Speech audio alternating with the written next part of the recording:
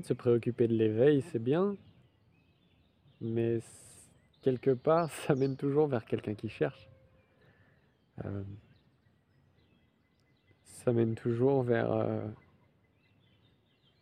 un sentiment, en fait, de séparation, qu'il y aurait quelque chose à faire ou à atteindre, à comprendre.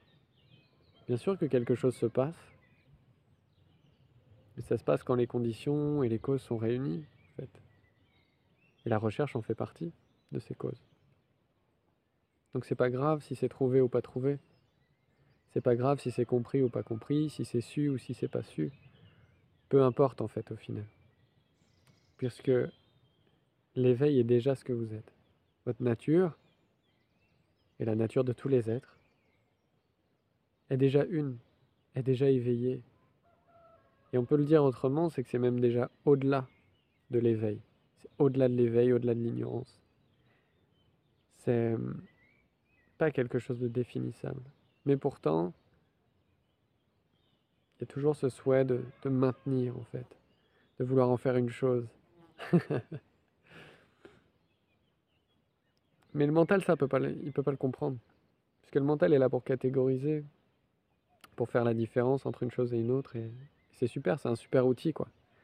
Mais dès que le mental est central, dès qu'on pense que voilà, ça se passe en quelqu'un, que les choses sont vraiment ce qu'elles sont, alors que c'est juste des éléments qui apparaissent à l'esprit, bah forcément, il y a une confusion. Il y a une confusion entre ce qui apparaît et la façon dont les choses existent réellement. La réalité est une. La vérité n'a rien à dire. Vous voyez. Donc là, il y a plein de mots, mais c'est pour rien dire, puisque ça se dépose sur le silence, sur ce silence infini que nous sommes. Et c'est pour ça que poser des mots, c'est important pour pointer du doigt, mais à un moment, il faut quand même, alors je dis il faut, mais bon, ça peut être, c'est pas une obligation, mais il y a toujours un moment quand même de basculement où il y a un abandon. En fait, il y a une obligation à s'abandonner. Et ça passe par étapes aussi. Abandonner le personnage, abandonner le moi, le je, les barrières érigées envers le monde, envers les autres, envers ses propres émotions, envers le fait d'être incarné dans un corps, etc. Et il y a tout qui doit se déconstruire en fait. Les dogmes spirituels, les nouvelles identités, le fait de se croire être ci, être ça. Mais vous êtes hors de toute définition. C'est ça. C'est juste ça.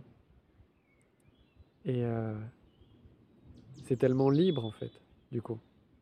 Mais il faut pouvoir s'y abandonner, il faut pouvoir faire confiance à l'inconnu. Vous savez, cette peur-là, c'est celle de perdre le connu. C'est pas celle de découvrir l'inconnu, puisque vous ne le connaissez pas, vous ne pouvez pas avoir peur de ce que vous ne connaissez pas. Donc naturellement, c'est la peur de perdre le connu qui fait peur justement à ce moi, à ce personnage. Et il n'y a pas besoin d'y réfléchir plus que ça, vous voyez. Il y a juste à s'abandonner à ce qui est, tel que c'est là tout de suite, tel que ça sera toujours.